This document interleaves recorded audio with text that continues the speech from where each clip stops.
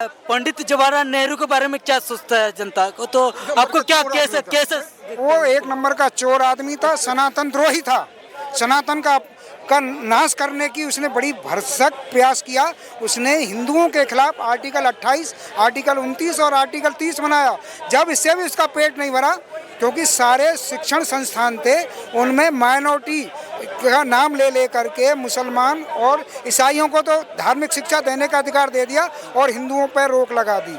उसने आर्टिकल 38 ये बनाया, ये मठ और मंदिरों पर अंग्रेजों ने 2 कानून बनाए थे खिलाफ में, और इसने नेहरू ने 35 कानून बनाए। किस कांग्रेस ने हिंदुओं के खिलाफ 35 कानून बनाए, 38 करके। एक भी कानून हमारे हित में नहीं था। सुनने में बुरा लगता है भाई साहब, वो चाहे तो अपनी बिटिया मतलब इंदिरा गांधी के साथ सो सकता था, उससे बच्चा पैदा कर सकता था। या उसका करेक्टर, मैं जवाहरलाल नेहरू की बात कर रहा हूँ। थर्ड रेटेड आदमी था, उससे थर्ड क्लास आदमी कोई ना मिले।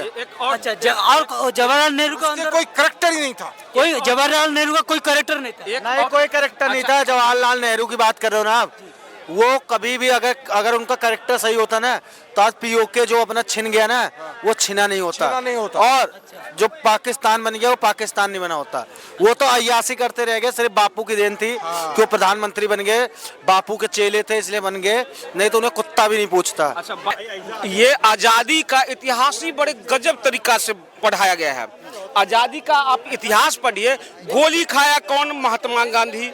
जेल काटे काला पानी की सजा किसने खाया? तो वीर सावरकर ने। फांसी पे लटके कौन? भगत सिंह। और उसके बाद अपने आप को गोली कौन मार लिया? चंद्रशेखर आजाद। गुमनाम कौन हो गए? तो ये क्या कहते हैं, सुभाष चंद्र बोस। उसके बाद चुने गए कौन? सरदार वल्लभ भाई पटेल। कुर्सी किसको मिली? तो जवाहरलाल नेहरू को। 16 सीट में से 13 सीट सरदार वल्लभ भाई पटेल के पक्ष में वोटिंग हुआ था। ये 15 में से केवल दो वोट मिला था जवाहरलाल नेहरू को। तो ये जवाहरलाल नेहरू चुने हुए प्रधानमंत्री नहीं बने थे, बल्कि ये अनुकंपा, गांधी जी के अनुकंपा पे प्रधानमंत्री। सही कह रहे, बिल्कुल 100% सही कह अनुकंपा रहे। इस चीज को कभी एनालाइज करके देखो। जवाहरलाल नेहरू जो उनको कुर्सी मिली ना, सिर्फ पॉलिटिक्स और डर्टी पॉलिटिक्स की वजह से मिली है। अच्छा, डर्टी पॉलिटिक्स की बात की है अंकल जी ने, बिल्कुल सही कह रहे हैं। हाँ, सही, बिल्कुल सही बात कर रहे हैं। जब आपको पता है जवाहरलाल नेहरू और मोहम्मद अली जिन्ना, इन दोनों के बीच में कौन सी दुश्मनी थी? कौन सी जमीन की दुश्मनी थी? नहीं थी। दुश्मनी क्या थी मैं आपको बता देता हूँ। अब मैं बता देता हूँ। आप कुलदीप नैयर, महान पत्रकार हैं कुलदीप नैयर, उनकी लिखी हुई उनका अपना बायोग्राफिया जाकर पढ़ लीजिएगा। कुलदीप नैयर जो है भारत के राजदूत बन के लंदन में भी रहे हैं, तो वो उन्होंने अपनी किताब में लिखा, वहीं से मैंने भी पढ़ा। जवाहरलाल नेहरू, मोहम्मद अली जिन्ना उस टाइम की वायसराय थे माउंटबेटन। सही है अंकल जी? माउंटबेटन की जो पत्नी थी उनका नाम था एडवीना। तीनों, मोहम्मद अली जिन्ना, जवाहरलाल नेहरू और एडवीना, तीनों लंदन स्कूल ऑफ लॉ से LLB पढ़ा था।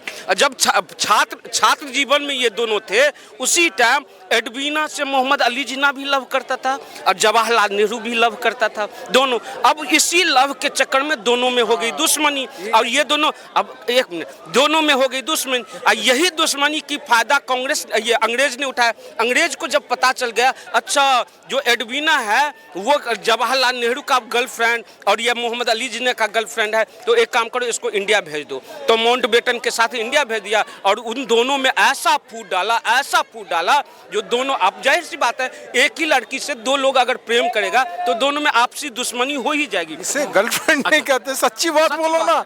इसे प्रोस्टिट्यूशन कहते हैं। अच्छा, दूसरी बात बोलो। अच्छा, प्रोस्टिट्यूशन कहते हैं भाई साहब, सही कहा बात। बिल्कुल। अच्छा, और आपको इस चीज को मैं आपको बता देना चाहता हूँ।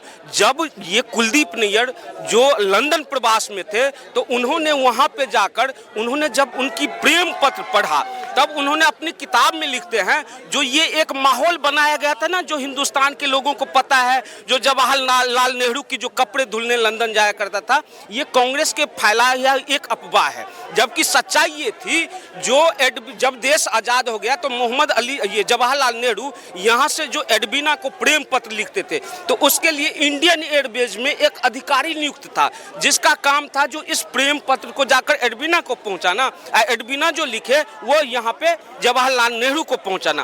और जब वो पहुँचाने में अगर लेट हो जाती थी उस अधिकारी से तो उसे बड़े फटकार मिलता था जवाहरलाल नेहरू से। अब इसी बात को छुपाने के लिए यही कांग्रेसी लोगों ने देश में एक अफवाह फैला दिया जो उनकी कपड़ा धुलने जाती है कहाँ, लंदन, जबकि सच्चाई ये नहीं था, प्रेम पत्र जाता था लंदन।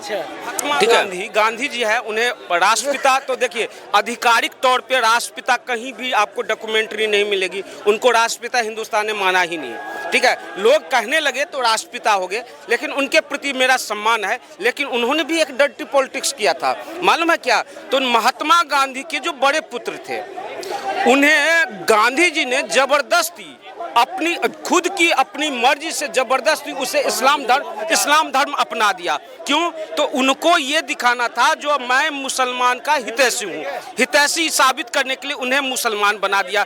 अब जिस चक्कर में उनके बड़े बेटे शराबी बन गए, दारू पीने लगे, जाकर पढ़ लीजिएगा, गूगल पे सब कुछ अवेलेबल है। और उसके बाद गांधी जी ने पत्राचार करके अपने बड़े बेटे पर यह आरोप लगाया था जो भ्रष्टाचार और शराबी होने का आरोप।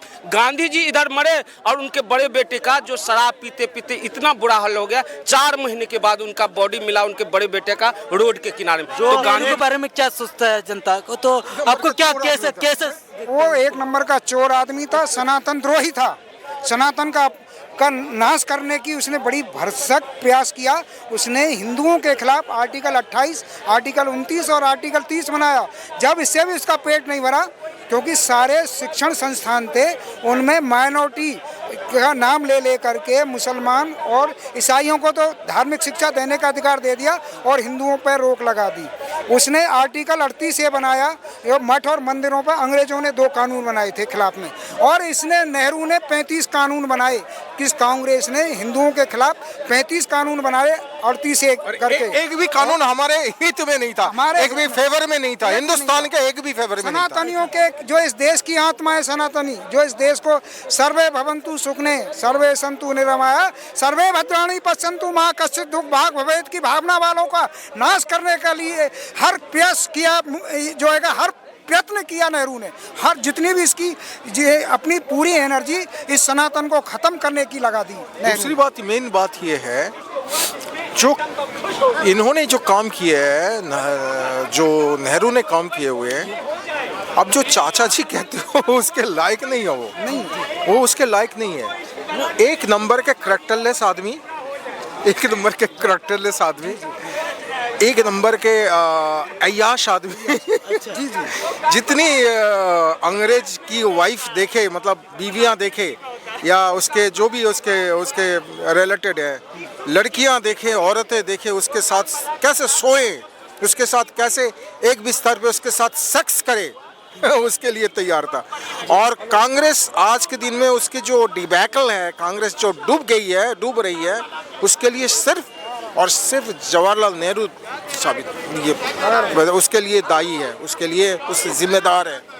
राहुल गांधी आज के दिन में जो पोपट जैसे उल्टे सीधा बकवास कर रहा है, उसे और रिफाइन करके 2-4-10 बड़े बड़े नेताओं से सीखना चाहिए कि क्या चीज़, क्या स्ट्रेटेजी होनी चाहिए, क्या प्लान होना चाहिए और कैसे काम करें। सिर्फ भारत जोड़ो और औरतों को हाथ पकड़ के, कंधे पकड़ के चुम्बन लेना, उससे तुम्हारे मन के अंदर जो गंदे भावनाएं है वो उभर के आ रही है। लेकिन सर अभी आप कह रहे हैं, लेकिन अभी तो उनका जय जयकार अभी भी हो रहा है। तो देश है क्या राहुल गांधी को कोई पढ़ा लिखा समझदार, क्या सनातनी कोई भी, या इस देश का देशभक्त, चाहे वो मुसलमान हो चाहे ईसाई हो, क्या इस राहुल गांधी को सपोर्ट करेगा? जो जेएनयू में जाकर के जो नारे लगा रहे थे कि भारत तेरी बर्बादी तक जंग रहेगी जारी, भारत तेरे टुकड़े होंगे कई हजार, इंशाअल्लाह इंशाअल्लाह, कितने अफजल मारोगे जब घर घर अफजल पैदा होंगे।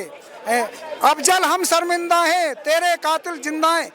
ऐसे लोगों को सपोर्ट करने के लिए जब राहुल गांधी जेएनयू जाते हैं तो इस देश का जनमानस क्या, जो इस देश भक्त होगा, जो राष्ट्रवादी होगा, इस देश की तरक्की चाहने वाला होगा, क्या राहुल गांधी और कांग्रेस को वोट देगा?